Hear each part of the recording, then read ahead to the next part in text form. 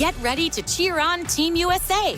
Sign up for Xfinity Internet and get a Flex 4K streaming box free and Peacock Premium included. Can your internet do that? Restrictions apply. Not available in all areas. Peacock subscription required. Xfinity, proud partner of Team USA. A message from Virginia Department of Health. Not feeling well? Your symptoms may not be allergies or a cold. They may be an early sign of COVID-19. Go to vdh.virginia.gov and search by your zip code and find a COVID-19 testing site near you. Good evening, it's Spooky Boo, coming to you from the radio waves of Sandcastle, California. Today was certainly a beautiful out here on the coast, around 86 degrees and clear, but tonight the temp is falling fast and getting ready for the evil waves of Sandcastle to set in. It's already getting dark as the sun sets over the ocean in beautiful red hues of crimson and fiery orange. As I looked to the north, I could see the helper of the Miller home getting ready for his mistress and master to go out into the night to claim their feast. So here I sit, boarded up in the lighthouse, ready to tell you another creepy story from the depths of the internet. Now let's begin. Beauty, a creepypasta. Most children mix capital and minuscule letters when they start writing at an early age, like putting capital letters where they are not supposed to be. Some also mirror letters vertically, like writing an E with horizontal lines going left instead of right. I was not unlike other kids, except for the amount of writing. From the age of 4 until the age of 7, I kept a daily diary of anything I found noteworthy. I remember filling 2 pages of A4 sheets the day I started.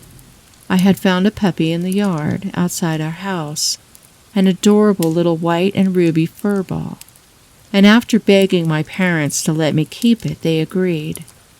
I gave it the sketchy name Beauty, and as any normal 4-year-old girl I was ecstatic with glee. I told my mom that I didn't know what to do with all the happy. At least that's how I remember it. She had suggested that I write it down. My parents, who were both teachers, had taught me about letters through the games and fun, as soon as I could focus on them.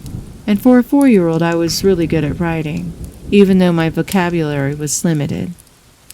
I just didn't find it very entertaining to read or write. I had a short attention span and would always be drawn to something more fun. However, as my mom told me that it would make me remember and feel happy all my life, I gave it a try and I loved it. I found it was extremely fascinating that my own thoughts, as opposed to when I was being told what to write, were printed down on paper forever and ever. At least, that is how I imagined it. Then, as I mentioned earlier, I stopped writing my diaries at the age of 7. More precisely, I stopped the day Beauty died. I remember my last entry as about how awful I felt right after we had buried her, head smashed in from being struck by a car. Since then, I never felt like writing a diary entry again. As I remember it, I had found Beauty twitching and bleeding on the deserted road outside our house. I had promised to look after her for a while, but I fell asleep on the couch, which was unlike me. When I woke up, it had already happened, and I had been feeling a deep guilt ever since for having failed her. Not until the age of 21 did I realize that Beauty's death and my diaries were closely connected. I had always assumed that the shock of losing Beauty had made me quit, but now I'm not convinced. The day came when I decided to go through all my old diaries. I was bored out of my mind, and for the first time, I overruled my reluctance to read them. I guess I was afraid of reliving the sorrow of losing Beauty that always crept in the back of my head every time I thought of my diaries. After a search in my cramped-up basement space, I lived in a small flat in a building where all the residents had small basement space for storage. I located a medium-sized cardboard box with my old diaries inside of it. After bringing them up to my flat, I sat on my bed and opened the box. I remember I felt a chill run down my spine when I first looked into it. I found nothing I was expecting, yet I still felt uneasy. Again, I thought it was because I was reminded of the loss of Beauty. There were 7 books of various sizes and thickness and a small stack of loose paper sheets. I had only gotten my first diary book when my parents realized that writing had caught on. So at first I had written on loose A4 paper sheets. I picked up the small stack of paper, and after reading the first few lines, I was struck by a wave of pleasant memories. I could remember the excitement and extreme glee of having gotten a puppy. The first few days of my diary were really messy and disorganized, and I had to concentrate to figure out every other word, but it soon became easily readable and properly dated. I suspected my parents taught me. Still, something was nagging at me after the first entry. I could not put my finger on why, but I had a really irritating feeling that I was missing something important. It was a bit like an itch that you can't reach. You know it's there, but there is nothing to do about it, to reach it. I tried to ignore it and kept on reading, but the feeling kept me from concentrating. So I read the first entry again, and the feeling got stronger. The third time I read the entry, now genuinely puzzled. I felt I knew what it was, but I still couldn't quite locate it. Like when you forget a word and you know what the word means, but the word itself keeps eluding you. I started out by explaining that most little children mix up capital and minuscule letters. Why is this relevant? Well, on my 7th read through, I noted that even though I had remarkably few capital letter errors, those errors combined spelled 2 really creepy words. Kill Beauty. I had a chill run through my body, and I shivered slightly. Even though I was completely convinced that it was a coincidence, it was still really creepy. In order to prove that to my chills, I went through the second entry. The result was a more uncertain chill. My skeptical mind was still discarding it as a remarkable coincidence, but I felt really creeped out. The second entry's capital letters spelled, "Just do it." In disbelief, I read the third entry through, noting the errors, and my skepticism all but evaporated. It said, "Do it now." Something here was definitely wrong. It sure as hell was no coincidence, but who could have tampered with my diary? I remember I kept it under my bed when I wasn't writing, and I was an only child, the people who had access to apart from my parents. But I found not a single mirrored letter. This entry was the first from my entire diary that had no good message. For some reason, the absence of that scared me more than any other thing I had found in my diaries. With a shivering hand, I turned the last page. Tears came to my eyes while I read the entry, as I fully recalled the loss and guilt. When I had read it through, I noted that there were no misplaced capitalized letters, but this time there were some mirrored. With a sense of terror manifesting itself in my body, I wrote the letters down one by one, and when I read the single word they spelled, a suppressed memory sprang to life in my mind. I realized that I hadn't been sleeping on the couch at all that day. Beauty had died, and I realized that the guilt I had felt ever since her death was justly earned. The last 6 mirrored figures I found spelled happy. I froze completely. The good message had given in, the bad message had won, and I had killed my own dog. Frozen terror became overwhelming misery, and I cried for what seemed hours. When I finally had composed myself and felt that I could control my voice, I called my mother. It rang a few times, and I heard my mother answer, sleepily. "Hello?" I realized it was past her bedtime. "Sorry for waking you up, Mom, but I have to tell you something." My voice sounded slightly edgy in my own ears. My mom, not sounding sleepy at all anymore, said, "What is it, sweetie?" I said, "I think I know who killed Beauty." There was silence on the line for a few seconds, enough to make it clear she was hesitating. Then my mom said, "Yeah." I was very disappointed in my mom for taking time to remember Beauty. She should remember such a remarkable dog right away, but I tried to hide my disappointment as I said, "Don't you remember her?" "Of course I do, dear. I remember your Beauty. Thank goodness it passed." I was so shocked at hearing this, I blurted, "How can you say that about our dog?" My voice was oozing with blame. My mom sighed and said, Honey, we never had a dog. It was all in your head. I froze once more, this time in disbelief. What? I stammered. This couldn't be true. I remember my parents taking care of Beauty all the time. But then, come to think of it, I couldn't recall any specific memories of my parents interacting with Beauty in any way. I was confused and on the verge of tears once more, and my mom continued, You came inside after playing in the yard one day and claimed to have a puppy in your arms. Your father and I assumed it was a game and played along. She paused to breathe and I kept silent, still trying to understand what I was hearing. Then she said, After a few days we started getting worried when you acted more and more like it was really there.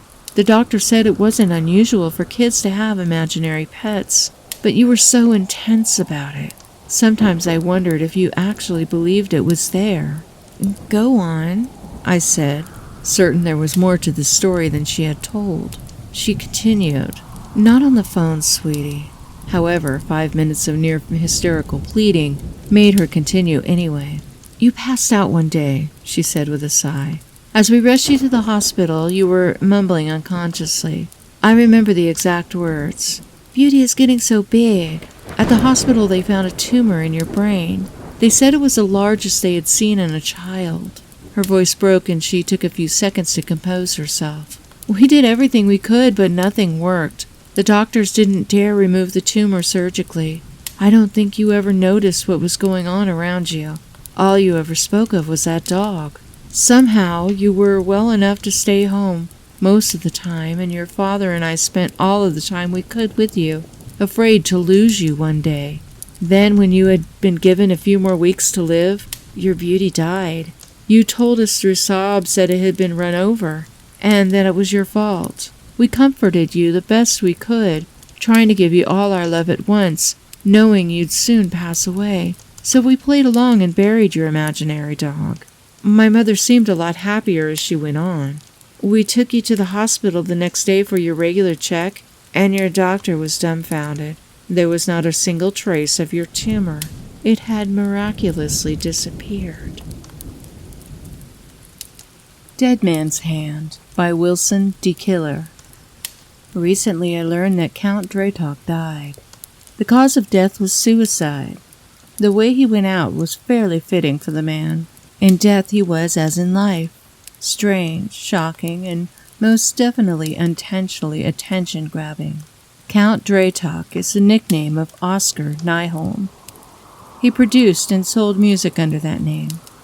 He always said he derived the name from the old legends about vampires, that it felt powerful and right to him.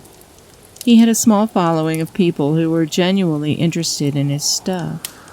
Oscar used to be a friend of mine. We grew up together. He used to be my friend until he tried killing me.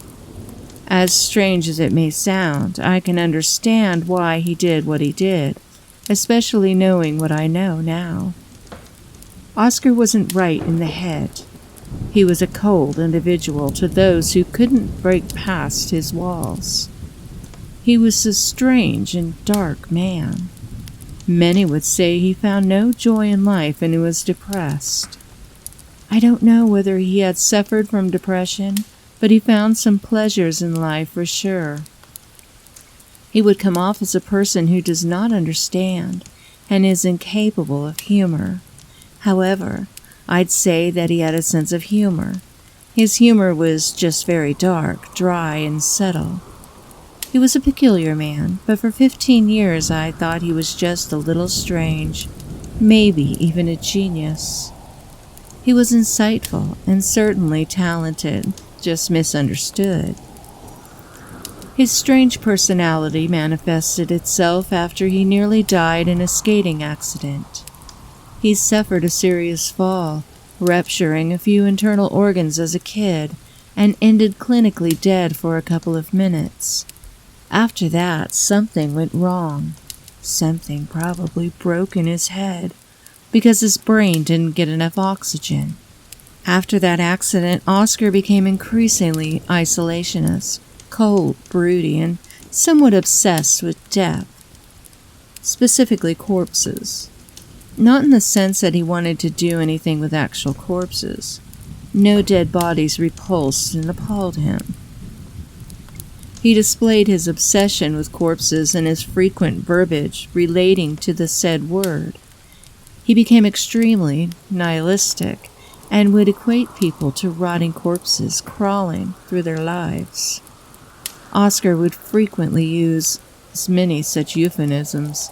The Count frequently he saw most people as corpses, strolling about, wasting away. He could tell you who was a corpse and who was not. It was completely arbitrary and senseless to anyone besides him. For the longest time I thought it was just a colorful language of a brooding young man. I guess he was more literal in his choice of words. One of his peculiarities was telling everyone who knew him that there was ice in his veins. He'd also complain he's cold. This wouldn't stop until his nagging forced someone to touch him, to say he's warm or something. I always assumed it was part of his humor. Another one of his shticks was saying he can't feel his pulse. Nobody bothered checking this one, though. This frequently resulted in him ranting for hours about how he's a machine, or a miracle of the devil, or some other silly thing. It was entirely harmless, like I said, so we, his few friends, just followed along with his oddities. Other than being a weird dude, he was a pretty stand-up guy. Oscar held a job at a local music shop. He was almost entirely normal around strangers, and you couldn't tell he had a thing for covering himself in dirt and proclaiming to be a soldier in the army of the Walking Dead. He estranged himself from his family, but he loved the freedom of it all, I guess. All of that started changing when we met Thorstein Rudd, the outlaw, known so locally for being a man who lived in his car because he could. He was another type of strange, something you'd call a corporate psychopath. He couldn't physically hurt a fly, but he was an asshole, and was dying to make money. The problem with this guy was that he was an absolute moron. He couldn't do anything right. I remember in the early 90s he rented a shop, turned it into an entertainment place. He used part of the shop as a small-scale theater, and used the rest to sell music records and movie cassettes. The shop had to be closed down in a short time because the idiot couldn't manage finances. Oscar knew this guy was no good from the get-go. He called him a corpse right away. I remember he said he was riddled with maggots sprouting from an empty eye socket in a creepy low pitch. I remember to this day the visual of him placing a hand over his eye and wiggling his fingers while rolling his eyes. Somehow Red convinced the Count that they should work together on the Count's music. I don't know how or why. The two never seemed to go a single day without arguing. At some point, Red thought it was a good idea to promote Count Draytalk as his own project. Oscar found out and nearly lost his shit. He was turning red and blue with rage. His eyes got that creepy, unnerving stare, the stare of a lunatic. It's a very obvious stare, looking at the distance, unfocused yet piercing. It sent chills down my spine when he chucked his beer bottle to the floor and then grabbed a piece of broken glass, swearing he'd kill Red. To this day I have no clue how Red got himself in the newspaper. He was worthless, a pathetic scum. Anyway, he mentioned Oscar as the weird dude who inspired his music. Someone somewhere contacted Oscar, who then buried the project as deep as he could in the eyes of the public out of spite. He didn't care about the money or being famous. It was a hobby for him. He used to hand out records with his music to his closest friends, never accepting money for them. So he sold himself as this absolute maniac who performs satanic rituals in the woods and practices demonic necromancy and all of this other silly shit. Whoever was in charge of that interview was an idiot and took him too seriously, and that caused a local outrage. The project went to shit as a result. Outlaw made death threats towards Oscar over the phone. He never bothered showing his face in town again. That was the end of that. Granted, Oscar got himself in trouble for his behavior in the interview. The circumstances forced him to admit the whole thing was nothing more than a promotional joke for his music project. Soon enough, life returned to normal. As normal as my life could be when one of my closest friends was Oscar. The man could show up at my apartment at 4 a.m. to talk to me about his doomed nihilism, as he called it. I came home one night from work, and I remember him sitting on the steps at our apartment complex. He was just sitting there, giggling to himself. Nothing unusual for him. I remember his head facing the floor, with his long blonde hair covering his face. I placed my hand on his back and greeted him as king of the beggars, Draytok. He just turned his head upwards and giggled. Staring at me with that insane look on his face again, his eyes were so weird. Something about this whole situation made my skin crawl. I remember how time kind of slowed down as we looked at each other, and he just stared at the street behind me while directly looking into my eyes. My heart rose to my throat, and I clearly remember it pounding in my ears. I just bolted past him and started climbing toward my apartment. Something about him felt wrong, entirely wrong. This wasn't the usual weirdness of Oscar Nyholm. This was something completely different. I just remember the stairwell being completely dark and silent. I am consumed by thoughts about the strange man sitting below, and I feel this gut-twisting, sharp pain pulsing next to my collarbone. My right arm went numb, and the pain reverberated through my entire body, shooting little arrows of agony across my shoulder and into my chest. I reached for my hurting shoulder and felt a chilly hand beneath mine. At that moment, my head went blank. Every thought flew out the window. The primal part of my psyche took over, and I screamed.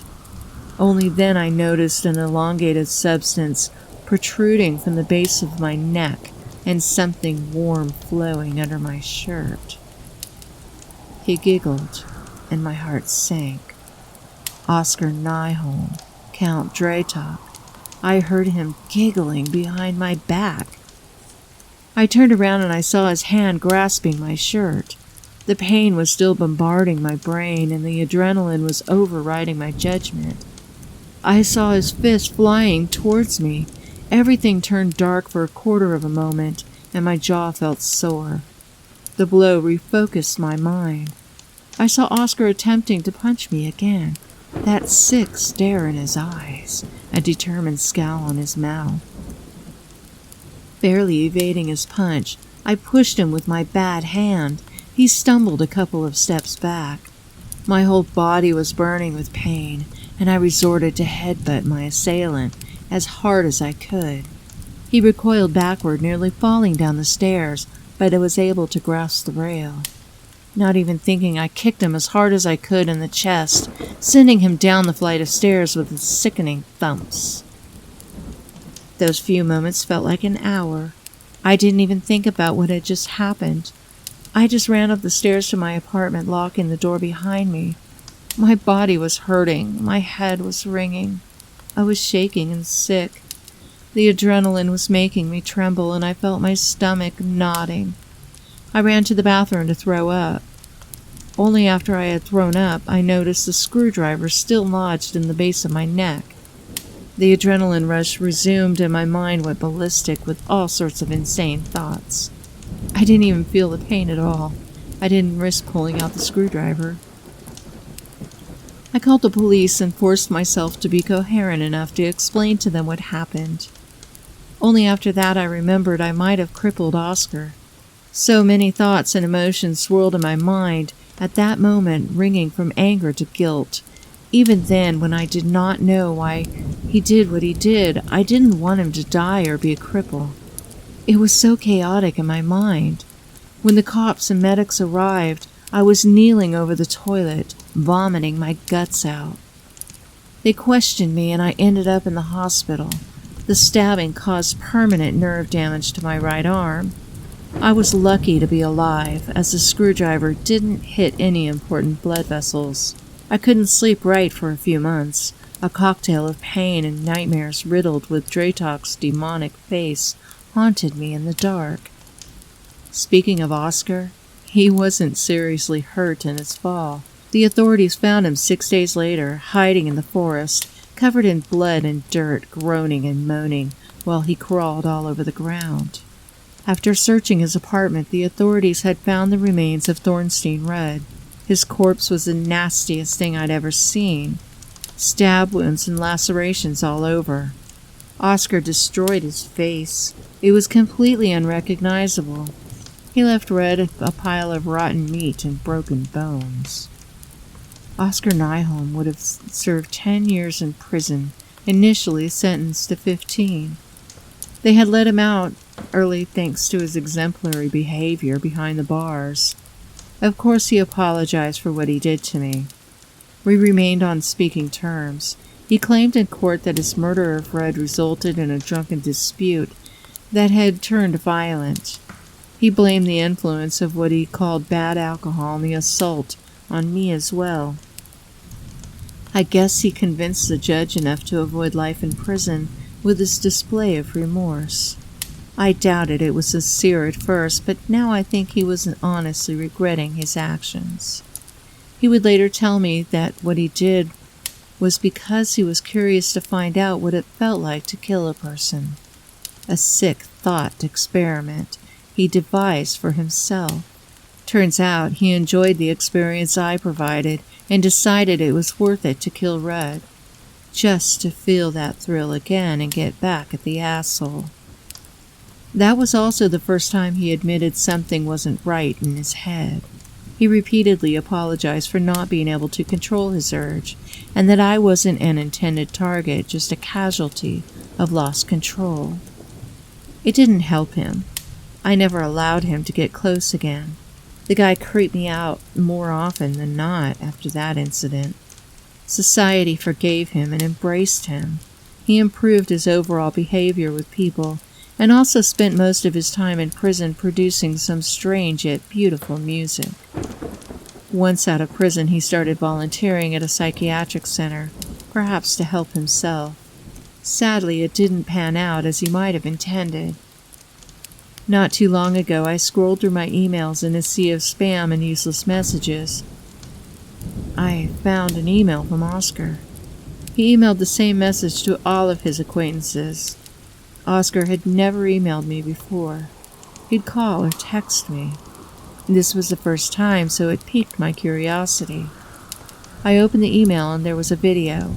The title was Project O. Strange and artistic. How typical of Count Draytok, I thought. Opening the video, I expected some trippy music video. I didn't expect to see the face of despair staring at me. Oscar sat in front of his camera, pale and exhausted, completely drained of all life. He looked like a patient of oncology, a completely hollow husk made of skin and bone, parodying the man he once was. He was never a big man, but he was not as skinny as he'd been in this video. Something felt off, a feeling that would only get worse when he started speaking. He spoke about corpses and pain and suffering and hell and heaven, and the longer he spoke, the sicker I felt. I remember him admitting that he did what he did because he saw most people as walking, decaying lumps of flesh, forever locked in their infernal agony, untold suffering etched in their decomposing expressions. He spoke about how he couldn't look in the mirror because a corpse was staring back at him. After realizing that this world is hell in the form of a nightmare we're all stuck in. About how he figured out that the only way to wake up is to die.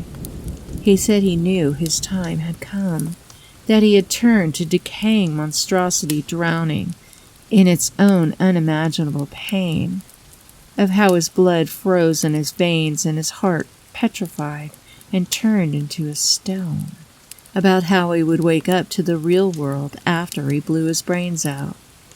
I just sat there, sickened and confused by this whole spiel of his.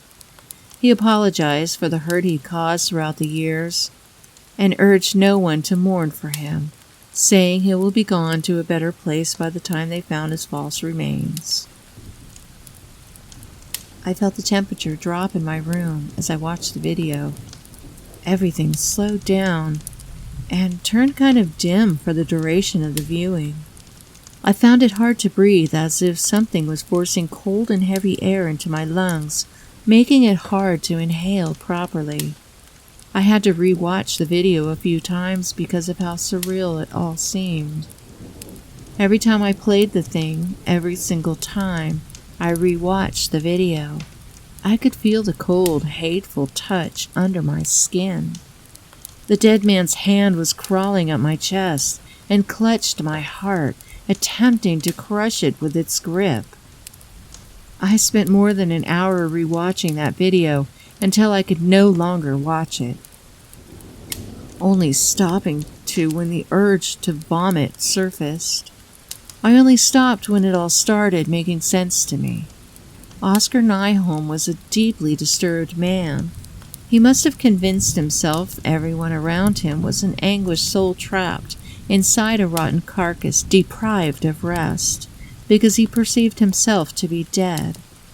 He probably saw himself as the thing he claimed to view everyone else as, a tortured soul stuck in an ever-decaying body that is bereft of rest.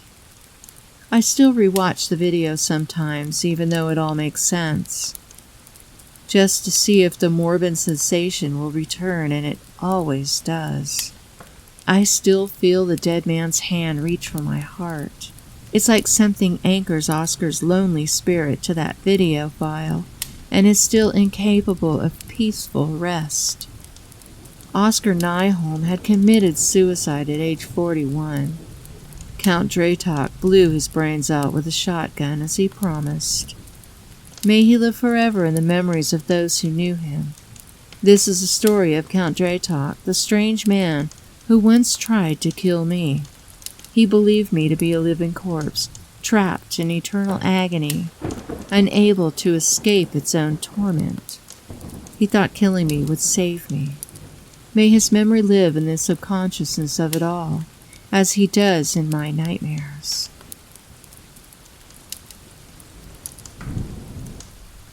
Thank you for listening. If you enjoyed this episode, please head on over to my website at www.scarystorytime.com and make a comment. You can also make a comment by following me on Facebook, YouTube, and Instagram at SpookyBoo Scary Storytime, or on Twitter at SpookyBooRoads. I also have a forum on Scary Storytime called the Horror Forum, where I've been adding reviews on books and movies and posting horror memes and all sorts of fun things, just in case YouTube or Facebook ever decides I'm too scary. This podcast would not be possible without the listeners and Patreon members, including 933 The Volt, Bubble Slayer, Ivy Iverson, John Newby, Mad Joe, Oliver, and PA Nightmares. If you would like to join to listen to the commercial-free version and the uncensored version of the show, please visit www.spookyboo.club and it will take you to my Patreon page. Join me on Saturday nights to watch Creature Features on YouTube. My friends and I get together in the chat room to watch the horror host Vincent Vandal interview fun guests while we talk about the old horror movies. It's a lot of fun, and I know you'll love it. Find the show time for your area at www.creaturefeatures.tv. That's all for tonight. I'll see you in your nightmares.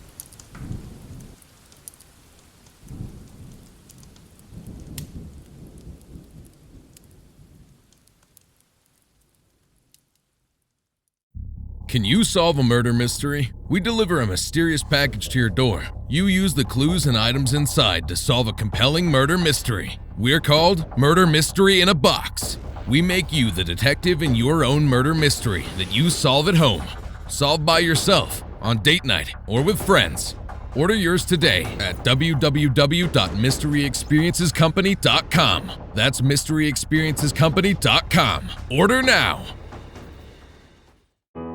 In the fight against COVID-19, testing offers another layer of protection in addition to vaccines. Go to vdh.virginia.gov and search by zip code to find a free COVID-19 test near you. A message from your Virginia Department of Health.